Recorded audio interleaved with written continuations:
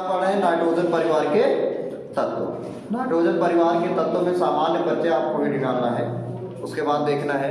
अब समझिएगा कि जब भी आवासाड़ी बनाई जा रही थी आवासाड़ी, तो आवासाड़ी बनाने का एक लक्ष्य था कि तत्वों के गुणों में अध्ययन करने में सरलता हो।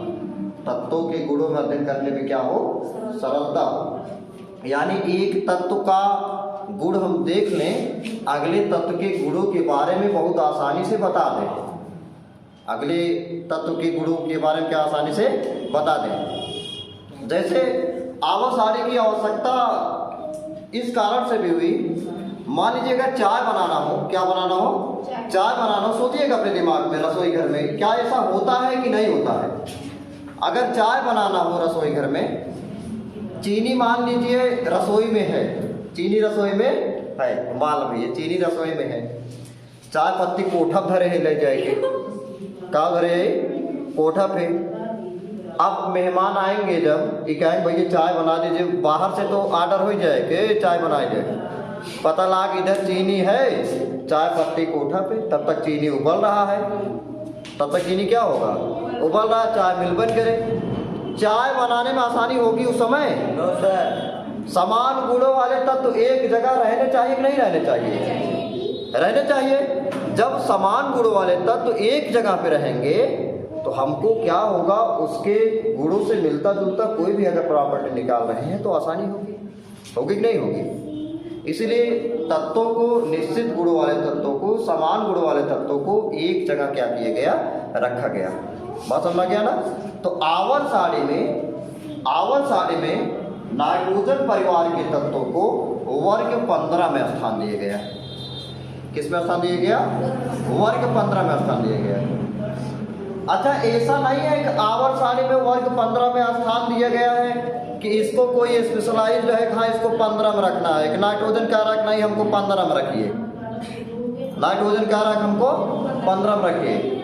उसके पीछे आवर्त सारणी जब भी बनाया जा रहा था कुछ बेस था उसका।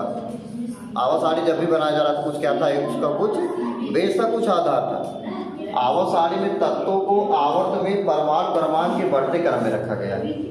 आवर्त में जब देखेंगे बाएं से दाएं चलेंगे, कहाँ से?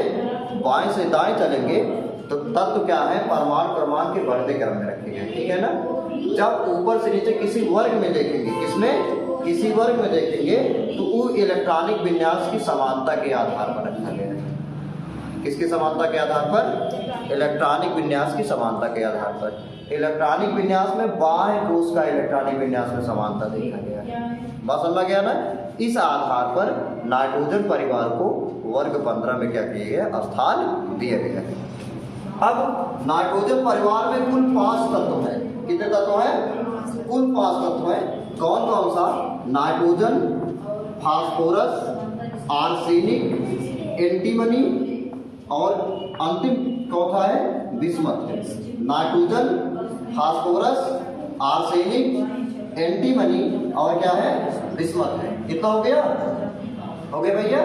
Nitrogen, phosphorus, arsenic, antimony, bismuth. अच्छा, हम बार बार कहते थे, कक्षा 10 से कहते हुए आ रहे हैं कि जब आप 12 में पहुंचेंगे तो आप वर्ग वाइज तत्वों का क्या करेंगे? अध्ययन करेंगे। वहाँ परमाणु क्रमांक आपको याद करना नहीं होगा, बल्कि बहुत ही आसानी से हम लोग देख लेंगे, एक ट्रिक के माध्यम से क्या कर देखेंगे। परमाणु क्रमांक याद नहीं करना। मान लीजिए अब किसी चीज, देखिए रसायन विज्ञान को हम लोग रट करके नहीं पढ़ सकते। बात समझ में गया ना? रसायन विज्ञान को रट करके नहीं पढ़ सकते हैं। क्या बात है? वो कहते हैं बच्चे की हिस्ट्री केमिस्ट्री बड़ी बेवफा, और रात भर दिन भर रटो और रात बाद सब पूरे सफा खत्म, ऐसा है ना? तो रटना नहीं है रसायन विज्ञान को। रसायन विज्ञान को रट के नहीं पढ़ेंगे, समझेंगे। एक ट्रिक लगाना हमको। अच्छा, नाइट्रोजन का क्या परमाणु क्रमांक आपको मालूम है? कितना है? 7 है। नाइट्रोजन का परमाणु क्रमांक 7। अच्छा, जब भी हम लोग वर्ग वाइज पढ़ेंगे, कैसे पढ़ेंगे? वर्ग वाइज पढ़ेंगे। एक बात ध्यान समझिएगा, वर्ग वाइज जब पढ़ेंगे हम लोग बाकी के तत्वों का परमाणु क्रमांक बहुत आसानी से ज्ञात करेंगे। बात समझ गया ना? लेकिन इसमें शर्त क्या है कि पहले तत्व का परमाणु क्रमांक हमको ज्ञात होना चाहिए। बात समझ गया ना? एक मैजिक नंबर है क्या? 2, 8, 18, 32 मैजिक नंबर है। इमैजिक संख्या से इमैजिक नंबर से हम लोग याद करेंगे। क्या कौन सा है? 2, 8, 18 और क्या है? 32। अब समझिएगा, जब तत्वों की संख्या 5 हो, यहाँ 5 है, समझ गया ना? प्री बना के आपको 5 ही मिलेंगे, ठीक है ना? एक लास्ट मिला के 6 मिल जाएगा। नाइट्रोजन जब वर्ग में तत्वों की संख्या क्या है? 5 है। वर्ग में तत्वों की संख्या कितना है? 5 है। तो आप क्या करेंगे? एक बार 8 जोड़ेंगे, एक बार क्या करेंगे? 8, 2 बार 18, एक बार क्या जोड़ेंगे? 32। बाकी तत्वों का परमाणु क्रमांक आसानी से ज्ञात होता चला जाएगा। जैसे एक बार 8, 2 बार 18, एक बार 32 कहाँ जोड़ना है उसको समझिएगा। जो पहला परमाणु क्रमांक दिया रहेगा उसमें जोड़ना है, जो आएगा उसमें जोड़ना है, जो आएगा उसमें जोड़ना है। बात समझ रहे ना? जैसे अब नाइट्रोजन का परमाणु क्रमांक कितना है? 7। 7 में आप 8 जोड़िए। क्या जोड़िए? 8 एक बार। 7 में 8 जोड़े कितना होगा? 15। तो फास्फोरस का परमाणु क्रमांक कितना हो गया? 15। 2 बार लगातार 18 जोड़ना है। 2 बार लगातार क्या जोड़ना है? 18 जोड़ना है। अब 15 में 18 जोड़े कितना होगा? 8, 5, 13, 33 आएगा। आर्सेनिक का परमाणु क्रमांक 33 हो गया। एक बार फिर से 18 जोड़िए, एक बार फिर से 18 जोड़िए, 51 हो गया ना? अंतिम बार आप क्या जोड़िए? 32। तो 32 जोड़ेंगे तो विस्कोस का परमाणु क्रमांक 83 होती है। क्या आप 83 तक के तत्वों को परमाणु क्रमांक याद किए थे? नहीं ना? लेकिन 83 तक का तत्व है, बीच बीच से छाट के है, सही है ना? आसानी से हम लोगों ने याद किया। इस प्रकार से नाइट्रोजन का परमाणु क्रमांक 7, फास्फोरस का परमाणु क्रमांक 15, आर्सेनिक का 33, एंटीमनी का 51 और विस्मत का क्या हुआ? 83। कितना कंप्लीट हो गया? नाइट्रोजन परिवार के तत्वों में कुल 5 तत्व हैं। Nitrogen, phosphorus, arsenic, antimony, bismuth. अगर तत्वों की संख्या किसी वर्ग में 5 है तो आप क्या करेंगे? एक बार 8, 2 बार 18, एक बार क्या जोड़ेंगे? 32 जोड़ेंगे। तत्वों का पूरा नाम क्या होगा पता हुआ, परमाणु क्रमांक क्या होगा ज्ञात होता चला जाएगा। समझ गया ना? हमने 7 में जोड़ा 8 तो 15 हुआ। 15 में 2 बार लगातार 18 जोड़ेंगे, एक बार जोड़ेंगे 33 आएगा। फिर 33 में जब 18 जोड़ेंगे 51 होगा। 51 में 32 जोड़ोगे कितना आ गया? 83 हो गया ना? नाइट्रोजन परिवार के तत्वों को सामूहिक रूप से, कैसे? सामूहिक रूप से कुछ कह सकते हैं। समझ गया ना? जैसे शादी विवाह होता है तो दूल्हा गाड़ी सहित जितना मतलब है पूरा बाराती राती से लिखे रहेगा वर्मा परिवार। कौन परिवार? वर्मा परिवार। सामूहिक रूप से हो गया। बात समझ गया ना? किसी की कोई नाराजगी नहीं है। ऐसा नहीं कि हर परिवार लिखा जाएगा कि अंकित वर्मा परिवार है, ऐसा नहीं लिखेंगे ना? नाम वाइज नहीं लिखते हैं। यादव परिवार सभी का हो गया। समझ रहे ना? उस प्रकार से हम लोग भाई इधर देखिए, उस प्रकार से नाइट्रोजन परिवार के तत्वों को हम लोग निक्टोजन बोलते हैं। क्या बोलते हैं? निक्टोजन बोलते हैं। सामूहिक रूप से इनको क्या बोलेंगे? निक्टोजन बोलेंगे। बात समझ गया ना? और इनके जो कंपाउंड्स होंगे, इनको जो यौगिक बनेंगे, ए अंकुर इधर देखा ना है? कहाँ देखा थे हमारी? अरे यार फोन आओ, फोन का स्विच ऑफ करा। चाचा फोन आओ, चाचा फोन आओ। नाइट्रोजन परिवार के तत्व क्या बोलते हैं? निक्टोजन। बात समझ गया ना? इनके जो कंपाउंड्स होंगे, इनके जो यौगिक होंगे, जैसे NCl3 नाइट्रोजन ट्राइक्लोराइड, PCl5 या PCl3 देख रहे हैं भैया? इस प्रकार से N2O ऑक्साइड हो गया। समझ गया ना? इस प्रकार से इनको हम लोग निक्टाइड कह सकते हैं। क्या कह सकते हैं? निक्टाइड कह सकते हैं। निक्टाइड बोलते हैं। तो नाइट्रोजन परिवार के तत्वों को सामूहिक रूप से निक्टोजन तथा इनके यौगिकों को क्या बोलते हैं? निक्टाइड कहते हैं। बात समझ गया ना इतना? अब यहाँ क्वेश्चन बहुत सरल होता है। कंपटीशन पेपर में अगर मान लीजिए एग्जामिनर का अगर दिमाग जाता है, बात समझ गए, इसकी तरफ तो बहुत सरल क्वेश्चन होगा, बहुत ही सरल क्वेश्चन होगा, लेकिन वो बहुत कठिन होता है। कैसे? क्वेश्चन क्या पूछते हैं? जैसे कंपटीशन पेपर में निम्न में से, ऐसे दे देंगे, निम्न में से निट्रोजन है, निम्न में से निट्रोजन है। बस हो गया। 4 ऑप्शन रख दिए, सोडियम, मैग्नीशियम, देख रहे हैं ना। तीसरा इस प्रकार रख देंगे फास्फोरस, चौथा रख देंगे एल्युमिनियम, देख रहे हैं ना। अगर हमने सामान्य परिचय नाइट्रोजन का देखा है कि नाइट्रोजन परिवार के तत्वों को निट्रोजन भी कहा जाता है, तो जाहिर सी बात है फास्फोरस नाइट्रोजन परिवार का तत्व होगा, तो हमारा ऑप्शन कौन सा होगा? तीसरा फास्फोरस। समझ गया ना? नहीं तो पगलाएंगे वैसे तो फास्फोरस, अरे सोडियम, मैग्नीशियम, एल्युमिनियम पता ही नहीं चल रहा है। बात समझ है ना? कौन सा? अब जानते सब है क्या? आपने सोडियम नहीं जानेंगे, मैग्नीशियम नहीं जानेंगे, एल्युमिनियम नहीं, फास्फोरस सब जानते रहेंगे ना, लेकिन एक क्लियर नहीं होगा निट्रोजन क्या है। तो अनाप शनाप बी लगेगा, बी मार चले जाएंगे, सी लगेगा, सी मार चले जाएंगे, सी मार बात समझ गया ना। अगला क्वेश्चन निट्राइड का दे सकता है कि निम्न से निट्राइड है तो एक नाइट्रोजन परिवार का कोई कंपाउंड दे देगा, बात समझ गया ना, और बाकी कंपाउंड उसके विरक्त रहेंगे, तो जो नाइट्रोजन प्रकार का कंपाउंड होगा नाइट्रोजन परिवार का, वही हमारा क्या होगा? बात समझ गए इतना। एक बार फिर से समान परिचय सुन लें। नाइट्रोजन परिवार के तत्वों को, नाइट्रोजन परिवार के तत्वों को आधुनिक दीर्घाकार आवर्सानी में वर्ग 15 में स्थान दिया गया है। बात समझ गया ना। उसको अगर इंग्लिश के लेटर से लिखते हैं तो 5A लिखते हैं। क्या लिखते हैं? 5A, या वर्ग क्या लिखेंगे? 15। वर्ग 15 में स्थान दिया गया है। बात समझ गया ना। नाइट्रोजन परिवार के तत्वों में कुल 5 तत्व हैं। कौन कौन से? नाइट्रोजन, फास्फोरस, आर्सेनिक, एंटीमनी और बिस्मथ। हो गया इतना। अगर परमाणु क्रमांक की बात करें, अगर वर्ग में तत्वों की संख्या कुल 5 होगा तो मैजिक नंबर हम लोग इस्तेमाल करेंगे 2, 8, 18 और 32 का, जिसमें एक बार 8 जोड़ेंगे, 2 बार 18, एक बार क्या जोड़ेंगे? 32। ये 2 तब जुड़ता है जब तत्वों की संख्या और ज्यादा होता है। बात समझ गया ना? बात समझ में भैया? इस प्रकार से नाइट्रोजन में हमने क्या जोड़ा? एक बार 8, 15, फिर लगातार 2 बार 18 जोड़े, 33, 51 और इस प्रकार से 83। बात समझ गया ना। नाइट्रोजन परिवार के तत्वों को सामूहिक रूप से हम निट्रोजन करके बुला सकते हैं। बात समझ गया ना। क्या बोल सकते हैं? निट्रोजन। और इनके जो कंपाउंड्स होते हैं, इनके जो यौगिक होते हैं, उनको क्या बोलते हैं हम लोग? नेक्टाइड। बात समझ गया ना। इतना समझ गया। इतना लिखना है, लिखते हैं। ठीक है, लिखिए, लिखिए, लिखिए।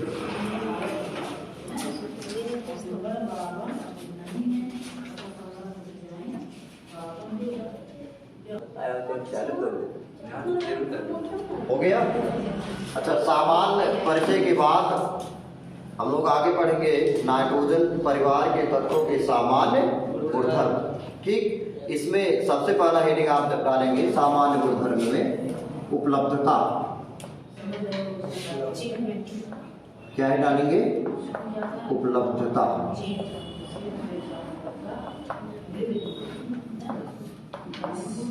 हो गया। उपलब्धता हेड डालेंगे। समझिएगा इसका आकलन से क्या है, समझ में गया ना। प्राप्ति का स्रोत क्या है? उपलब्धता। अच्छा, नाइट्रोजन जो होता है, नाइट्रोजन मुक्त तथा संयुक्त दोनों अवस्थाओं में पाया जाता है। मुक्त तथा संयुक्त दोनों अवस्थाओं में पाया जाता है। पूरे वायुमंडल में नाइट्रोजन की मात्रा सबसे ज्यादा पाई जाती है, 78%।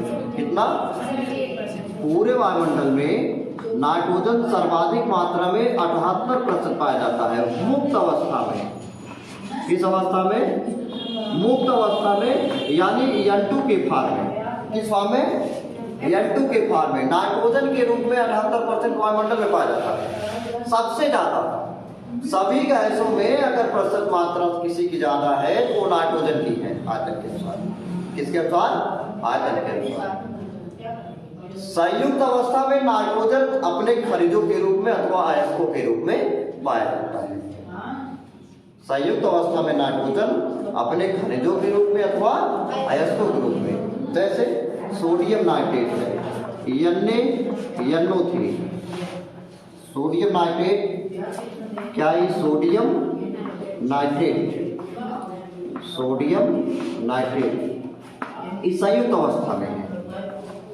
समझ गए ना। KNO3 पोटेशियम नाइट्रेट, क्या है ये? पोटेशियम नाइट्रेट, पोटेशियम नाइट्रेट हो गया ना, समझेंगे। संयुक्त अवस्था का मतलब क्या है? वो दूसरे तत्वों से बॉन्डिंग में हो, समझ गया ना, दूसरे तत्वों से रासायनिक संयोग में हो, वो संयुक्त अवस्था है।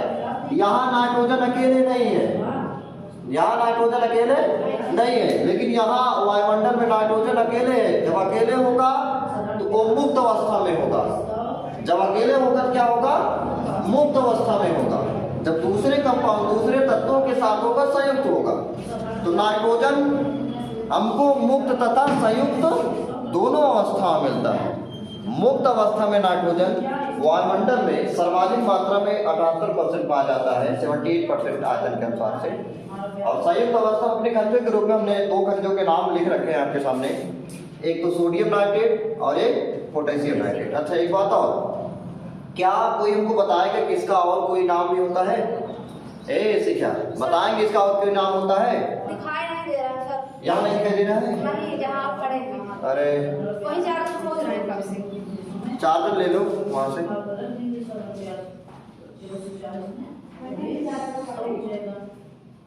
ओके चलिए छोड़िए, सुनाई तो दे रहा अभी ना। Sodium nitrate NaN3, potassium nitrate KNO3, potassium nitrate KNO3 का कोई और भी नाम है क्या? सोचिए, कोई और भी नाम है?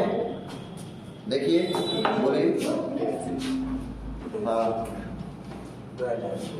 ठीक तो है और ठीक तो है।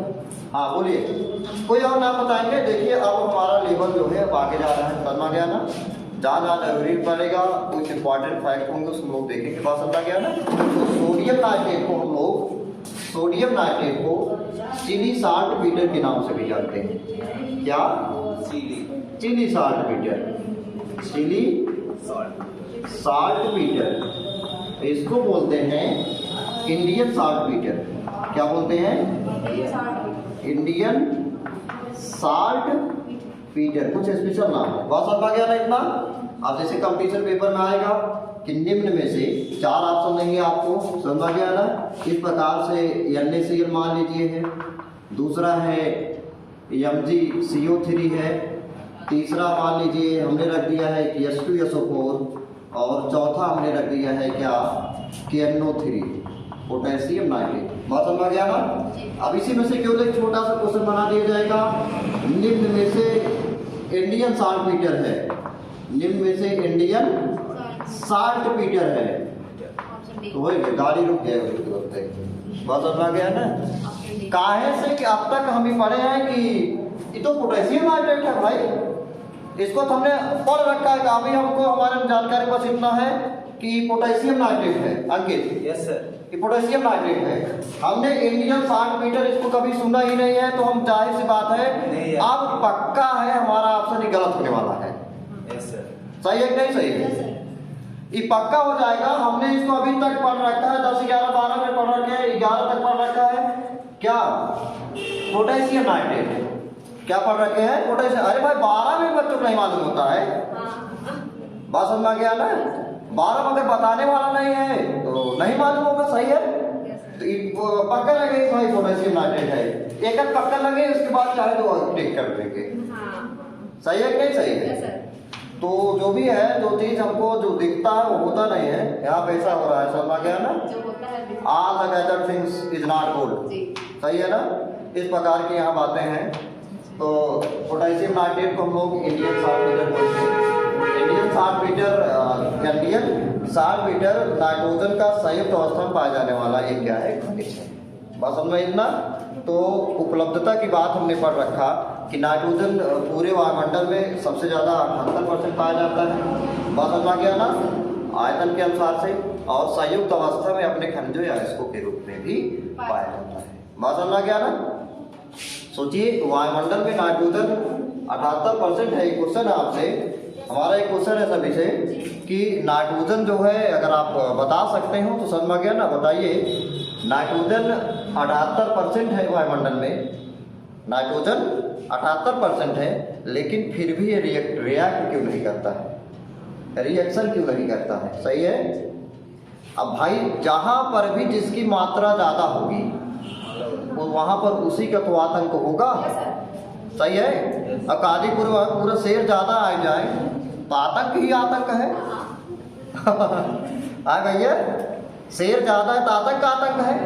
इस समय खेतों में जो है अब बैल की संख्या ज्यादा हो गई तो आतंक है। चारों तरफ रिएक्शन कर रहे हैं, उनके गेहूं जाग चल लेते हैं, उनके धान चल लेते हैं, उनके सरसों का सब रिएक्शन हो रहा है। सही है कहीं दिक्कत हो रहा है। अब सोचिए नाइट्रोजन 78% है, फिर भी यह रिएक्शन क्यों नहीं कर रहा है? क्या खोया जी?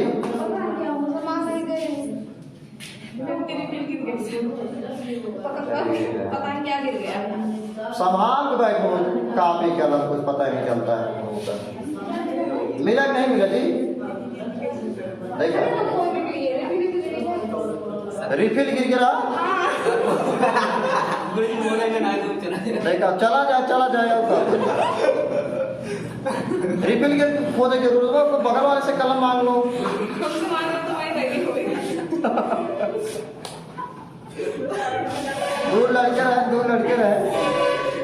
दो लड़के रहे जानते हैं। एक मिला चवन्नी गिरा रोड पे। भैया चवन्नी गिर गया, चवन्नी के नाम एक देखे सेकवा वही वो पड़ा रहा। दोनों बहुत लेट गए स्कूल है। मैडम जी पूछी क्यों लेट आए तुम? भाई मैडम क्यों लेट आए? एक वो कहा तो मैडम ये बात चवन्नी गिरा कहा तुम क्यों लेट हुए? उसका खोया तो तुम्हारा क्या खोया था? काश मैडम ने नहीं चवन्नी गुड़ों तरह दबाए खड़ा तब लेट हुई है। रिफिल गिर खोजने की क्या जरूरत है? छोटी अरे पता नहीं तुम लोग, चलिए ठीक है। अच्छा ये बताइए 78% है वायुमंडल में। एक क्वेश्चन का आंसर सोचिए, मन में जल्दी से आंसर सोचिए क्या होगा। आंसर सोचिए जी। 78% है वायुमंडल में, लेकिन फिर भी रिएक्शन क्यों नहीं करता? रिएक्ट क्यों नहीं करता बताइए? सर इसका अनुपात बना रहता है, जब इसके अनुपात और अधिक होगी तब रिएक्ट करेगा। अनुपात बना रहता। और कोई आंसर बताइए, सारे का बताओ, सोचो। रोशनी तुम बोलो, क्या कोई सोच सकता? हालांकि आप पढ़े नहीं मान लीजिए अभी तक, सारा बताइए, लेकिन सोचना है ना, दिमाग लगाना। लोग साइंस पढ़ रहे हैं ना, अपने आप से कुछ सोच सकते हैं। समझिए, रिएक्शन इसलिए नहीं करता है, अब नाइट्रोजन, अब रिएक्शन की क्वेश्चन आप समझने की कोशिश करिए। पहले मान लीजिए N2O है, देखिए नाइट्रोजन ऑक्सीजन के साथ संयुक्त होकर नाइट्रस ऑक्साइड बनाएगा। क्या बनाएगा? Nitrous oxide. इसको हम लोग हंसाने वाली गैस या लाफिंग गैस के नाम से जानते हैं। इसको बात समझ में क्या ना? सोचिए नाइट्रोजन ऑक्सीजन के साथ, क्या वायुमंडल में ऑक्सीजन है? ऑक्सीजन भी सेकंड नंबर का एलिमेंट है जो सबसे ज्यादा पाया जाता है, लेकिन फिर भी आपको कहीं से वायुमंडल पता चलता है कि कादीपुर में चौराहे पर जो है नाइट्रस ऑक्साइड, नाइट्रोजन ने आप फिर ये किया ऑक्सीजन से बनाया नाइट्रस ऑक्साइड, सभी लोग हंसकर पागल हो गए। ऐसे पता चलता है। न्यूज वाले तो हर तक तो भाई एबीपी आज तक सब अपने अपने चैनलों बहुत तेज खोजेंगे कहाँ नाइट्रस ऑक्साइड बने, हम जल्दी चलिए वहाँ जो है सूचना प्रसारण करें, सूचना दें। आए ऐसा कभी आपने सुना आज तक जिंदगी में अपने कि मूल्यम जो है, आज मूल्यम नाइट्रस ऑक्साइड और लोग पगड़ा गए हंसते हंसते? ऐसा हुआ कभी? नासिक पास जो है फील्ड में नाइट्रस ऑक्साइड बन गया, N2O बना दिया। नाइट्रोजन ने अचानक रिएक्शन किया ऑक्सीजन से, N2O बनाया। श्री राम वाले पगड़ा गए हंसते। ऐसा हुआ फिर याद से ऐसा का फिर उसका रीजन है।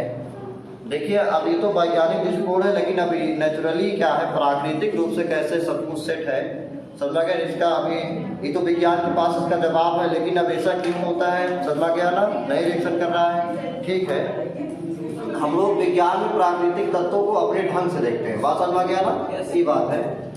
अब समझिएगा नाइट्रोजन क्यों रिएक्शन नहीं करता है। नाइट्रोजन का परमाणु क्रमांक कितना है? 7। नाइट्रोजन परमाणु क्रमांक कितना है? 7। नाइट्रोजन और नाइट्रोजन अगर आप लेंगे, समझ गया ना, नाइट्रोजन के बाहर कोष में आप 5 इलेक्ट्रॉन, अभी आगे हम लोग देखेंगे इलेक्ट्रॉनिक विन्यास में, बस समझ गया ना। यस सर, देख रहे हैं। आप 5 इलेक्ट्रॉन पाएंगे, कितना 5 इलेक्ट्रॉन पाएंगे, 3 2 5। इसके पास भी कितना है, 3 2 5। अगर आप कक्षा 11 में संयोजकता के इलेक्ट्रॉनिक सिद्धांत पढ़ रहे होंगे तो वहाँ एक संयोजकता के इलेक्ट्रॉनिक सिद्धांत था कि जिस तत्व के बाह्य कोष में कुल 8 इलेक्ट्रॉन होता है वो पूर्ण रूप से अस्थायी होता है, और जिस तत्व के बाह्य कोष में 8 इलेक्ट्रॉन नहीं होगा वो पूर्ण रूप से अस्थायी नहीं होगा। बात समझ रहे भैया, पूर्ण रूप से अस्थायी नहीं होगा। तो नाइट्रोजन भी बनाएगा अपना अष्टक, समझेंगे ना। तो अष्टक बनाएगा तो इलेक्ट्रॉनों का साझा होगा, इलेक्ट्रॉनों का क्या होगा, साझा होगा। जब बराबर का कमी होगा, समझ गया ना, यानी इनके पास भी 3 इलेक्ट्रॉन की आवश्यकता है, 5 इलेक्ट्रॉन इसके पास भी है, 5 इलेक्ट्रॉन इसके पास भी है, 3 इलेक्ट्रॉन की आवश्यकता है कि नहीं है, है ना। अब इन्हीं 3 इलेक्ट्रॉनों की कमी जब बराबर के साथ होती है तो वहाँ उपसहसंयोजी बंध बनता है। कौन सा, उपसहसंयोजी बंध। और सभी बांडों में आयनिक बंध हो, चाहे आयनिक बंध हो, चाहे उपसहसंयोजी बंध हो, चाहे सहसंयोजी बंध हो, सॉरी यहाँ सहसंयोजी होगा, चाहे सहसंयोजी बंध हो चाहे उपसहसंयोजी, तीनों बंधों में जो सहसंयोजी बंध होगा वो सबसे ज्यादा प्रबल होगा, मजबूत होगा, जहाँ बराबर की कमी। बात समझ गया ना। अब जिसमें 1 इलेक्ट्रॉन का साझा हो रहा है और 2 इलेक्ट्रॉन का, 3 इलेक्ट्रॉन का, जब ट्रिपल बॉन्ड बनता है तो बाकी वो डबल और सिंगल से क्या होगा, मजबूत बनेगा। बात समझ गया ना, क्या होगा, मजबूत बनेगा। अरे भाई हमने कई बार ऐसा देखते हुए उदाहरण हमने देखा है, मान लीजिए एक साइकिल हमारे पास है और एक साइकिल अंकित के लगेगा, अंकित यस सर, लेकिन दोनों जने पास चक्का एक संगठन में हो जाए मामला गड़बड़ ना, तो आप दोनों जने में साझा करवाइए तो होए। यस सर, या तो इनके साइकिल के चक्का निकाल के अपने वाले में लगा ले, चाहे हमारे वाले साइकिल चक्का निकाल के अपने वाले में लगा ले, तब चल पाए। तो कल के अगर हमारे अंकित के बीच में कुछ बातचीत होगा हम आसानी समझ लेंगे कि अगर हमारा झगड़ा हो तो हम न चल पाओ, उसे जगह हम चल पाइए, तो दोनों जने एक दूसरे के सुख में आराम पहुंचे रहेंगे। सही है। अगर मान लीजिए तब तो वहां अगर एक का बॉन्डिंग हो रहा तो सिंगल बॉन्ड बनेगा। मान लीजिए ऑटो रिक्शा है तो 3 चक्का उसमें, समझा दिया ना, और मैं 2 चक्का कमी पे समझ में आए ना। तो 2 चक्कों की साझेदारी जब होगी तो भाई बहुत अच्छे से बॉन्डिंग बनता रहेगा। बात समझ गया ना। उसी प्रकार से इधर देखेंगे, इधर देखिए श्रेया क्या है, इधर देखिए। अरे भाई जहाँ हंसने वाली बात हंसी, बाकी इधर देखते रहिए ना क्या बात चल रहा है। जो भी बात हम लोग करेंगे वो आपके टॉपिक से रिलेटेड होगा जी, समझ गया ना। Yes sir. फालतू हम पगला ही है, कहाँ कैसे बात कर रहे हैं। इधर देखो, तो नाइट्रोजन क्या बनाएगा, 3 इलेक्ट्रॉन का क्या करेगा, साझा करेगा। 3 इलेक्ट्रॉन का क्या करेगा, साझा करेगा। इस प्रकार से नाइट्रोजन फॉर्मेशन किया ट्रिपल बॉन्ड का। अभी बॉन्ड टूटेगा ही नहीं, ये बॉन्ड क्या होगा, टूटेगा नहीं। जब बॉन्ड टूटेगा नहीं तो रिएक्शन फिर फलक कैसे ना। नाइट्रोजन में ये नाइट्रोजन अगर सोचेगा था हम इधर चले जाए, ई न जाएंगे, और ई सोचेगा था हम इनको तोड़ के कहीं बना ले, भी नहीं जाने देगा। सही, क्योंकि दोनों के बॉन्डिंग बहुत अच्छी से है। समझ गया ना। ऑक्साइड बनाएगा नाइट्रस ऑक्साइड यंत्र को, लेकिन उसके लिए आपको बहुत जबरदस्ती उच्च दाब देना पड़ेगा और बहुत ज्यादा ताप देना पड़ेगा। दोनों के बीच में बहुत तेज आग लगाना पड़ेगा झगड़ा करे को। तो सही है ना। 2 व्यक्ति हो समाज में, समझ गया ना। दूध मान लो देवरान जेठान का भाई, देवरान जेठान है, बात समझे रहे। और दोनों बहुत बढ़िया से राहत है, समझते भाई। सुना तोहरा तो काम बा, सुना दोनों बहुत बढ़िया से राहत है, दोनों बढ़िया से राहत है। बॉन्डिंग बहुत अच्छा है। अगर झगड़ा करवाना है, दोनों को अलग करना है एक दूसरे से, तो उनके मध्य आग लगाना पड़े, बेहतरीन भयंकर आग लगाना पड़े। सही है कि नहीं है, बहुत प्रेशर देख पड़े तभी तो होगा। ऐसा समाज में होता है, टूट जाता है। सही है कि नहीं सही है, ये काम करना पड़ेगा। नाइट्रोजन तभी रिएक्शन करेगा, उच्च दाब और उच्च ताप देना पड़ेगा। ताप मतलब आग लगा कर दोनों मध्य में सही है ना। तब क्या करेगा, रिएक्ट करेगा। यही कारण है कि नाइट्रोजन के मध्य, अच्छा रिएक्शन ना करने के कारण समझ में आ गया ना, रिएक्शन ना करने के कारण समझ में आया सौरभ, क्योंकि नाइट्रोजन के मध्य में ट्रिपल बॉन्ड है। और O ट्रिपल बॉन्ड आसानी से टूटते नहीं है, इसलिए नाइट्रोजन लगभग निष्क्रिय होता है। बात समझ में गया ना। अक्रिय गैसों की तुलना होती है, बेचारा बहुत शांत रहता है। बात समझ में गया, भरपूर है, इसके मध्य बॉन्डिंग अच्छा है, समझ में गया ना, शांत अच्छा है, पावरफुल है, पावरफुल है। जो व्यक्ति ताकतवर होते हैं, हाथी की तरह एकदम ताकत है, तो मदमस्त भी होते हैं, जल्दी रिएक्शन नहीं करते हैं। और जब रिएक्शन करते हैं फिर समझिएगा ऑक्साइड बनता है, हंसते हंसते पागल हो जाते हैं लोग। बात समझ में गया ना। तो ये क्या था आपका उपलब्धता के बारे में, बात समझ में गया ना। इतना उपलब्धता के बारे में हमने पढ़ा, आज के लिए इतना काफी। बात समझ में गया ना। अगर समझ में आया वीडियो तो आप क्या करेंगे, लाइक करेंगे और शेयर भी करेंगे अपने दोस्तों के पास, समझ में गया ना। कमेंट आप कर सकते हैं, पता नहीं अभी कमेंट बंद क्यों है हमारे कमेंट कर सकते हैं, समझ में गया ना, कोई दिक्कत नहीं। हमने आज पढ़ा नाइट्रोजन परिवार के तत्वों का सामान्य परिचय, बात समझ में गया ना। सामान्य परिचय के साथ साथ देखा क्या था, नाइट्रोजन उपलब्धता इनका देखा है। आगे आने वाले टॉपिकों में हम लोग इनके और बेहतरीन कुछ गुणों का अध्ययन करेंगे, जैसे इलेक्ट्रॉनिक विन्यास, मेन तो आपका इलेक्ट्रॉनिक विन्यास होगा, बात समझ में गया ना, उसका अध्ययन करेंगे, ठीक है ना। अब उपलब्धता के बारे में लिख लेते हैं, बात समझ में गया ना, समझने के लिए समझ गए हैं। और वीडियो को आप सब्सक्राइब करें, सबसे पहले सब्सक्राइब करें, ठीक है ना, सदस्यता ग्रहण करें, ठीक है ना, केसीसी चैनल का, केसीसी चैनल का आप सदस्यता ग्रहण करें। कमेंट के ऑप्शन देखते हैं, उसको खोलते हैं, समझ में गया ना, तो आप फिर कमेंट करिएगा, ठीक है ना। हाँ ठीक, धन्यवाद।